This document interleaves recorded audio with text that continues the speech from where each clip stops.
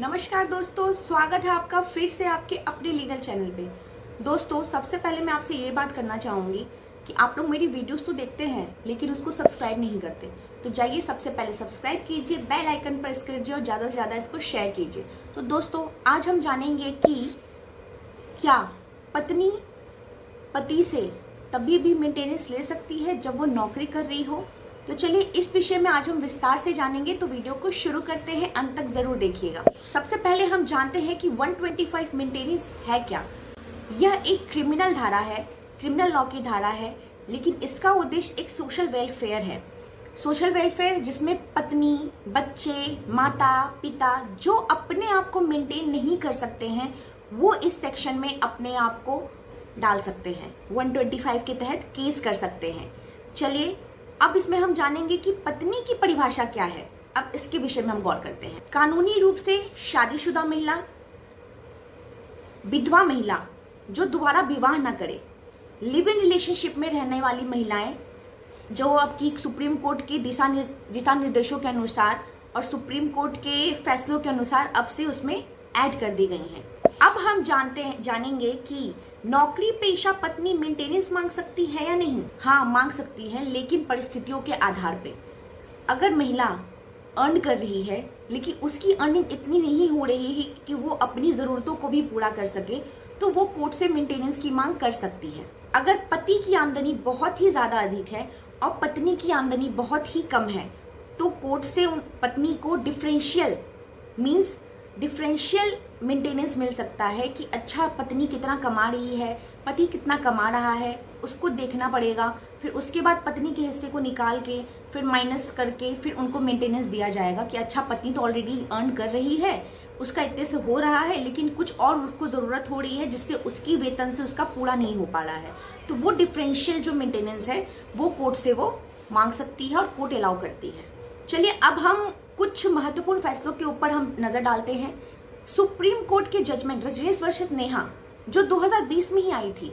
अब इस जजमेंट में कोर्ट ने क्या कहा है, तो चलिए इस बारे में जानेंगे। कोर्ट ने इस जजमेंट में कहा है कि मेंटेनेंस तय करने से पहले कई बातों का ध्यान में रखना पड़ेगा, जैसे कि दोनों पक्षों की आय, पति कितना कमा रहा है, पत्नी कितनी कमा रही है, ठीक है, जीवन शैली का स्तर, मतलब कि दोनों का जीवन शैली, लिविंग ऑफ लाइफ कैसा है वो भी देखना होगा। बच्चों की जिम्मेदारी, अगर बच्चे हैं तो बच्चों की जिम्मेदारी किसके ऊपर है, कौन कैसे बच्चों को रख रहा है, बच्चों की जिम्मेदारी कैसे निभा रहा है, उसके ऊपर भी मेंटेनेंस का असर पड़ता है। अब बात करते हैं, अगर कोई बीमारी या कोई ऐसा आर्थिक बोझ है दोनों ही पक्षों के ऊपर जिससे वो जूझ रहे हैं, माता पिता का है या पत्नी की माता पिता का है, जो अपने अर्निंग से वो उन सब चीज़ों का इलाज करवा रहे हैं, तो उससे भी मेंटेनेंस का पूरा ध्यान दिया जाता है, जो रजनीश वर्सेस नेहा में 2020 में ही कहा गया था। अब जानेंगे कि अब कौन सी स्थिति में मेंटेनेंस नहीं मिल सकता है। अब इस विषय पर गौर करेंगे। पहला कारण, अगर पत्नी बिना किसी कारण अपने पति को छोड़कर उनसे अलग रह रही हो। दूसरा कारण कि पत्नी के पास इतनी अर्निंग हो रही है कि वो अपना पूरा लिविंग स्टाइल अच्छे से मेंटेन कर रही हो, करेक्ट। तीसरा, या अगर पत्नी ने दोबारा विवाह कर लिया। इन तीनों चीज में से अगर कोई भी फुलफिलमेंट होती है तो मेंटेनेंस नहीं मिलेगा। अब जानते हैं कि मेंटेनेंस की राशि कौन तय करता है। तो मजिस्ट्रेट एंड फैमिली कोर्ट दोनों के पास ये पावर है कि वो मेंटेनेंस की राशि तय कर सकता है, लेकिन एविडेंस के आधार पे, एफिडेविट्स, बैंक स्टेटमेंट्स और एक स्टेटमेंट दिया जाता है इनकम एफिडेविट के रूप में, जिसमें वो सारी चीजों का हम ब्यौरा देते हैं कि हम कितना कमा रहे हैं, कितना हमारा खर्चा हो रहा है। इन सब के आधार पे ही मेंटेनेंस तय की जाती है।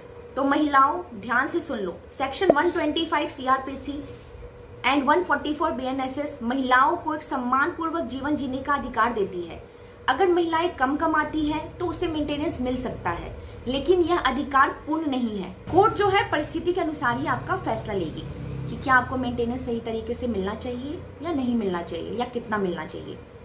तो महिलाओं अपना हक समझो, अपना हक जानो और फाइट करो। अगर आपको ये वीडियो पसंद आई हो तो लाइक करें, शेयर करें, सब्सक्राइब करें, और सब्सक्राइब तो अभी जल्द से जल्द कर ले और बेल आइकन दबा के रखें, क्योंकि अभी और भी वीडियो अच्छी आने वाली है जिससे आपको जानकारीपूर्ण सारी चीजें मिलेंगी। तो चलिए मिलते हैं नेक्स्ट वीडियो में, तब तक के लिए धन्यवाद।